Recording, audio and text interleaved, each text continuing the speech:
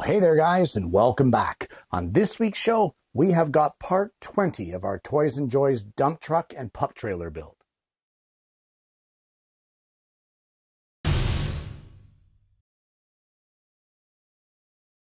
Well, on last week's show, we ran a little short of time and we were just about to get into the jack body and the jack base.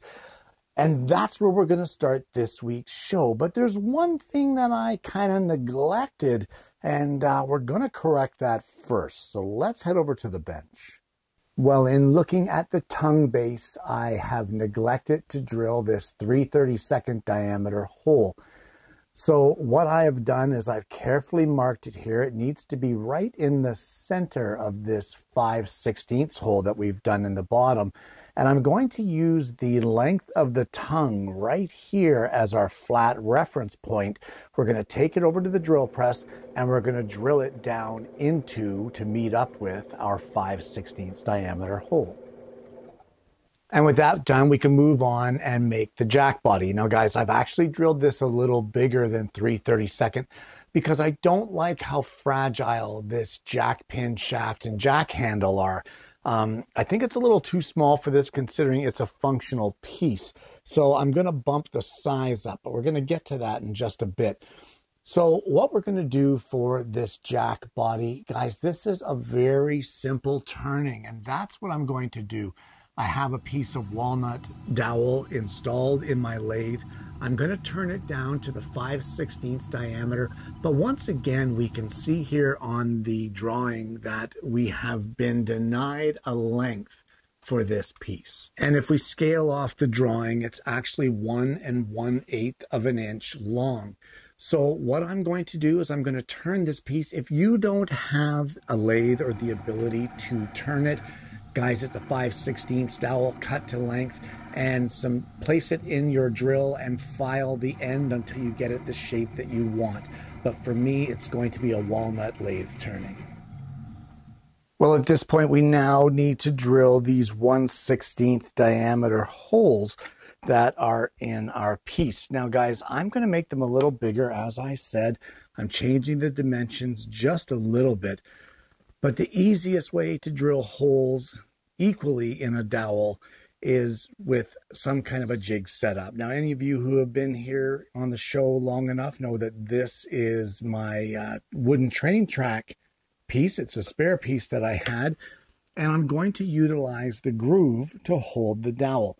I have set up my fence so that this drill bit drills right in the center of that groove, and provided that I do not rotate the dowel, I should be able to drill a couple through holes dead center of this dowel. And you can see how perfectly that drills them centered. As long as you don't rotate this, you should be fine. So now we just need to make the jack base. Well, for the jack foot, I have taken a 1/16 inch thick piece of walnut, marked out a 1/2 inch circle, and drilled a 1/8 diameter hole in the middle. And I just roughly cut this at the scroll saw. Now, it's not perfect, but we're going to fix it up after. The very first step that we want to do is we want to glue our jack body into our stand, into that hole right there. And we're going to make sure, check it while it's setting, that it is square all the way around. And once you're happy with that, let it completely dry. Well, while we're waiting for the jack foot to dry up, I'm going to work on the jack pin shaft. And for this, I'm actually using a piece of 1/8 diameter dowel, not the 3/32 that it calls for. And I did say I didn't like how they had made this so fragile. So I'm going to try to beef it up a little bit. So I have a very small round file here, and my first thing I want to do is I'm going to shape a rounded groove in the end of this 1/8 diameter dowel, and then I'm going to glue a length of 1/8 diameter dowel right in that groove and let it completely set up. Now, guys, I've cut these pieces to length before gluing them together, but just something I'd like to point out. Don't just sit them on your bench or try to hold them in your hands to glue this small stuff together. I've just drilled a 1/8 diameter hole in the same block that we used to drill the holes in our jack. And that 1/8 hole can hold my dowel while this all sets up. And then I have my hands free. I can use one finger to hold this down, clean up the squeeze out, etc. So utilize whatever you can to keep your hands free to do the work. So this is a much beefier pin than what it calls for, but I'm happier with it because I think being a functional piece, I wanted it to be a little thicker than the 3/32 that they're calling for. So we're going to let this dry up completely, and then I'll show you how it fits in with the model. Well, our jack body and foot are pretty much dry, and I'm just going to put it here ever so gently, and I mean gently. I'm not going to put any pressure on it from the drill. Just that's it. We're just going to chuck it there in the drill. And what I'm going to do is I have a piece of 220 grit sandpaper. I'm just going to turn this and gentle pressure on this jack foot, and we will kind of basically turn it until it's perfectly round and shaped.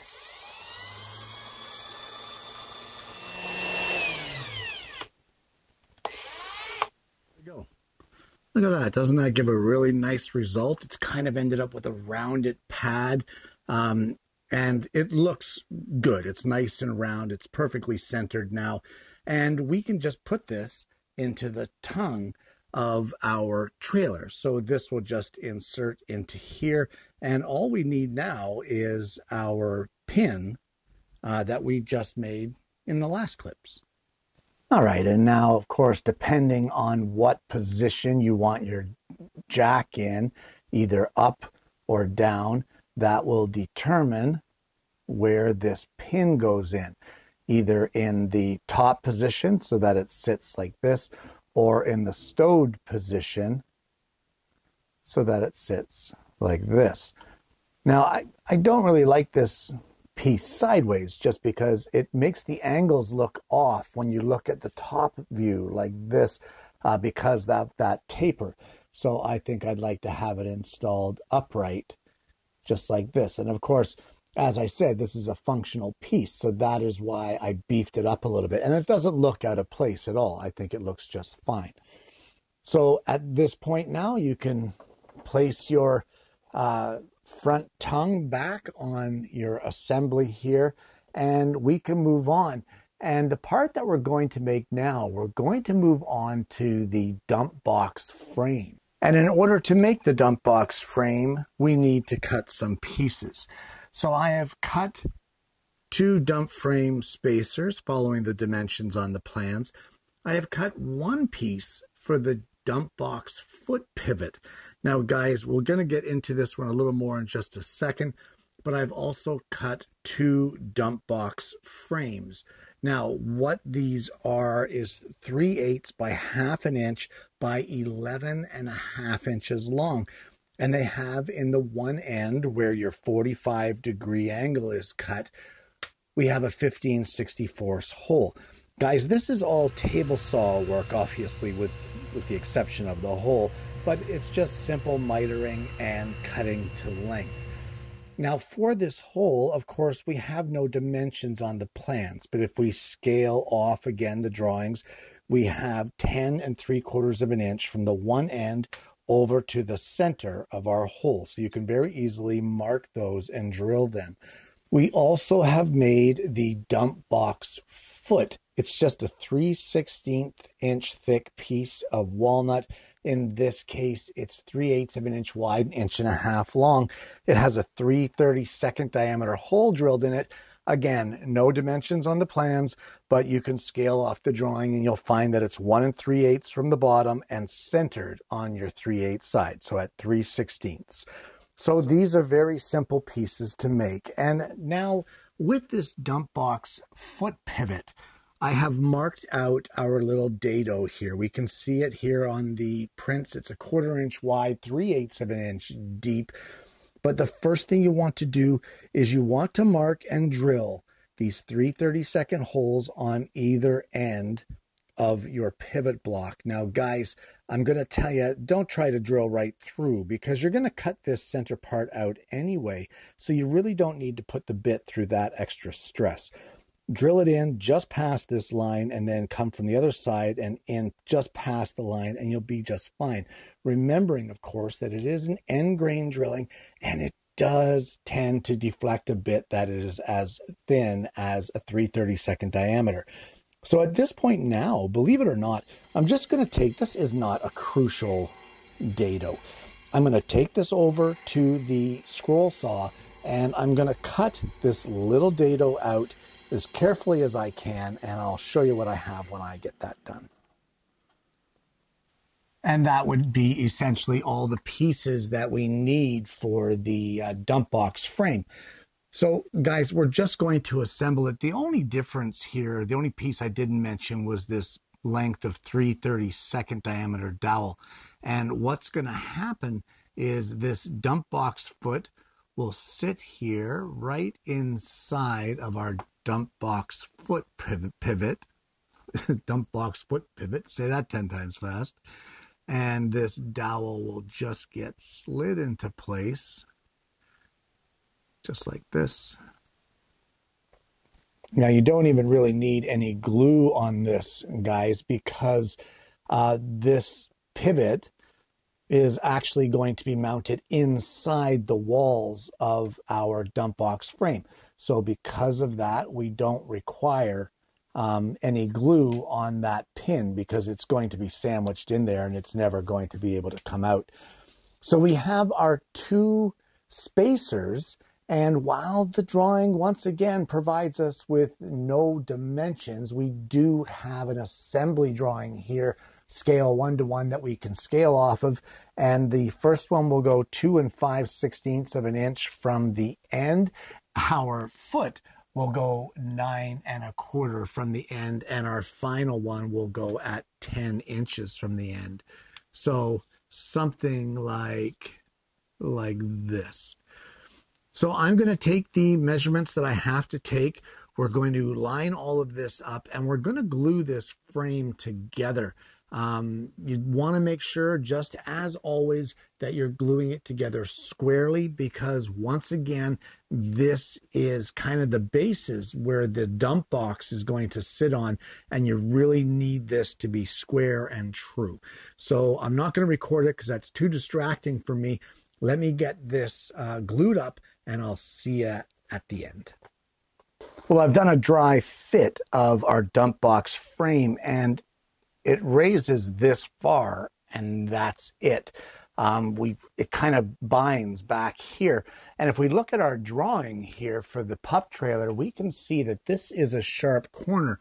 And yet if we compare it to the comparable part on our dump truck build, there is a 5/16 inch radius here that is not included on this piece of frame for the pup trailer.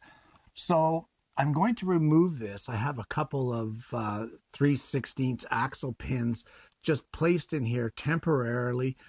I'm going to cut them to length. I'm not going to glue them in until everything is said and done here with this pup trailer. But for the dry fit, it was a good test, and it showed me that this isn't going to work. So what I'm going to do is I'm going to mark this out. I'm going to mark a nice radius here on the end. I'm going to sit it up on end, making sure that it's square to my belt sander. I'm going to very carefully sand off a radius here on this sharp corner of our 45. Okay, and that's a lot better. With that radius there, we get a lot more height the way that we should. It runs smooth. I'm a little confused on this dump box foot. I'm not sure what that purpose is supposed to be, but there's no way, if it's supposed to mount here once it raises to lock it in place, there's no way that is ever going to happen with the length that it is right now and with the length and the way that the measurements were laid out on the plans. Either way, I'm happy with the way that that raises up. I can finish giving this its last sanding, and as well, I'm going to cut these axle pins to length, but we're still not going to glue them in because there's still more to work on and more to play around with. So guys, at this point in time, we're going to move on to some very familiar pieces, and that will be the pistons that are going to raise and lower this dump bucket. Now, these guys actually call them cylinders, and you can see them here on sheet 4 of 8. Guys, this is a huge repeat of what we've already done. The measurements are very similar, but the procedures are identical. And honestly, if you've been here with the build for this long, you already know the procedures on how I make the cylinders. And I know I said I was going to show every single piece, but I've already shown it. There's no need to do it a second time. So I'm going to get the cylinders made up, and then I'm going to show you where they mount, and we can move on after that. Okay, and there are the pieces for our piston. We have our bottom cylinder base pivot. We have the bottom cylinder as well as the collar. We have our middle cylinder and the collar, and of course our top cylinder and the top pivot. Now, we also have a couple of axle pins that mount it into this section right here. But guys, something I want to caution you with, although the procedures that I used to make these were identical to the ones of the pistons or the cylinders in the dump truck, look at the drawing here that it calls for in the 5/8 diameter cylinder. It calls for a 23/64 diameter hole. And if we look at the middle cylinder, it calls for a 13/64 diameter. There's an issue here. 13/64 is 1/64 bigger than the top cylinder, which is a 3/16 diameter. But this 23/64 diameter hole in the 5/8 cylinder, that is actually 1/64 less than 3/8, which is the diameter of the middle cylinder. So there is physically no way that this 3/8 cylinder is going to fit into a 23/64 diameter hole. It's just going to split it apart. So I think what that was supposed to be is 25/64, which is 1/64 larger, leaving 1/128th of an inch on either side of the cylinder. Now, guys, if you do drill the 23rd or the 23/64 hole like what I did, you're going to have to sand down your dowel to make it fit. And of course, that's going to make your end cap here, your collar, fit a little differently as well. So it may take some customization and some fiddling around to get that to work properly if you drill that 23/64 hole. So I would suggest making it a 25/64, which will give you the slack that you need. And then the hole in the collars are the same size as the next diameter of cylinder. So that is what gives you your tension, not the hole in the actual cylinder itself. So just something to keep in mind. So I'm going to put this together and I'm going to dry fit it in place, and then we can move on. Well, it seems that we may have a little bit of an issue here. Not really a big one, I don't think. We can see here on the assembly drawing, here is the cylinder base pivot, and here right in front of it, we have our frame spacer, and we have both of those installed here. But look at the angle that they're showing on that cylinder. That isn't possible here because it knocks into that front frame spacer. We're not going to be able to pivot this down. Let me just close this up. We're not going to be able to pivot this down any further than this, and I think that's wrong. So what I'm going to do to alleviate that is I'm going to take this over to the belt sander, and I'm going to lay this down on its side, and I'm going to sand a radius here onto our cylinder base pivot to allow this to pivot a little further, possibly even have it pivot all the way down. I haven't quite decided yet, but I'm going to get that sanded, and then we'll try it and do another dry fit and see how we like the way that it works. So I ended up putting a 3/8 radius using a 3/4 inch circle template, and we'll just test it out here and see if we have more of a pivot here than what we had before. I don't think we need a lot, but I'd rather have it than not. Oh yeah, that's perfect. Look at that. That goes all the way back now. Just move this out of the way. That can pretty much lay down with no obstruction whatsoever. Okay, I think that's going to work a lot better for when the actual dump bucket is installed. So I'm much happier with that. So there's something to keep in mind as well. Guys, if something isn't working the way that you want or the way that you think it should be working, by all means, change it up, change it up. Just don't do it half cocked kind of thing. Like, do it so that it looks good. And I think this looks proper with that 3/8 radius on there. It doesn't look out of place. It doesn't look like something that was an afterthought. So anyway, there we go. There's the cylinders done. We can move on now. Well, guys, we're kind of at a crossroads here. And what I mean by that is I'm running into extreme repetitious territory here. This is the cylinder box side for our trailer. This is the cylinder box side for the dump truck. Two pretty much identical pieces. The only difference is the size of the hole here and some of the dimensions. This one here, 27/32, but this one is 7/8. This is 4.5 inches long. Well, so is this one. The dimensions, guys, are a little off, but the pieces are the same. Even if we have a look here at the dump box base, the dump box front, the dump box sides, the sideboards, it's like looking at a carbon copy of the truck. Again, the difference is the dimensions.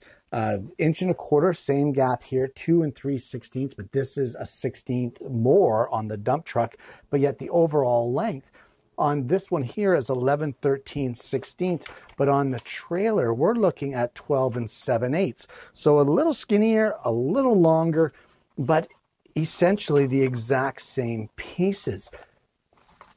Even if we compare our gate side frames, guys, it's the same piece. Same piece, same method of construction, same attack. Everything is the same for how I made it on the dump truck, with the little bit of a difference that some of the dimensions are just a little bit different. So guys, I'm not going to film this. This is doing nothing more at this point than wasting my time and wasting your time, because it's something that you've already seen. So I'm going to move forward with the build off camera. I'm going to build this entire dump bucket. If there's anything that's different here once I get it done, I'm going to bring it to your attention. I'll film the clip during the construction of this. But the way it is right now, I don't see the point in filming something that we've already done.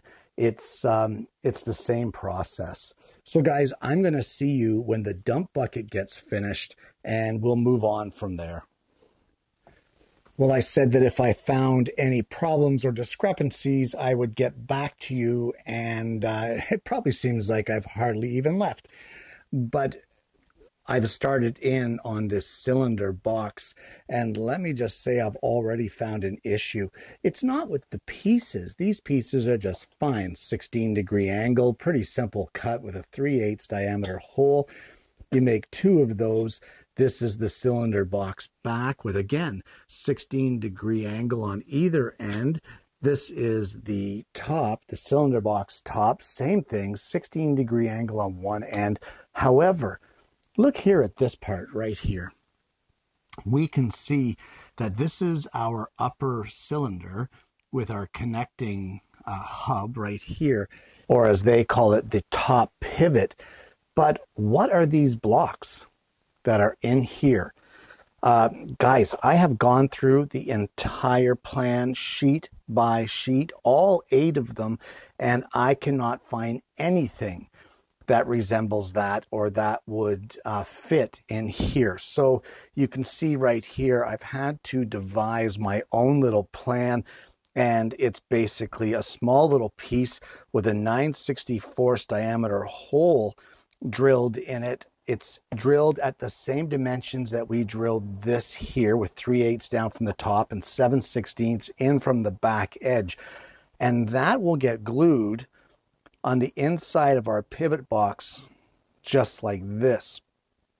And that will line up this hole for our 1/8 rod to go right through to our top pivot. And as well, this pivot is 7/16 of an inch thick. I've made these 3/8 of an inch thick, which in the whole grand scheme of the thing, it's going to give a 1/16 of an inch of play in the middle for that top pivot to go into. So there you go. A couple pieces there that seem to be missing in action from our drawings, but let's get this cylinder box assembled and move on from there. And once again, guys, we have unfortunately run out of time. I was really hoping that we were going to finish this up this week. I was really hoping that we were going to wrap it all up and finish that model. Even with skipping building of the dump box, we ran into a couple of issues, both with drill bit sizes that were incorrectly listed on the plans, as well as actually missing parts. I still have not found those parts on the prints. That does not mean that you're not going to have it on your prints. If you have them on your prints, then fantastic. It means that Toys and Joys has corrected that since my version. I have an older version of the plans, and who knows, maybe they've updated since now. I really don't know, because I don't have access to that information. Either way, guys, we are unable to finish it up this week. I'm hoping we're going to wrap it up next week with show 21. This build series is taking up a huge amount of the 2024 season, way more than I ever anticipated. I think the most on a build series I've ever done is 12 parts, and we are well above that. But as long as you guys are enjoying it and you're still getting something positive out of it, then we'll continue and carry on with it. So for now, it is what it is. We're going to have to end part 20 here at the stage that we're at. If you haven't already, guys, please consider liking and subscribing to the channel. We have an amazing audience base here, and I'm hoping that you're going to consider becoming a part of that. I want to thank you all so much for tuning in this week. I hope that you've enjoyed the content. I hope that you've been able to learn something or take something positive away from this show.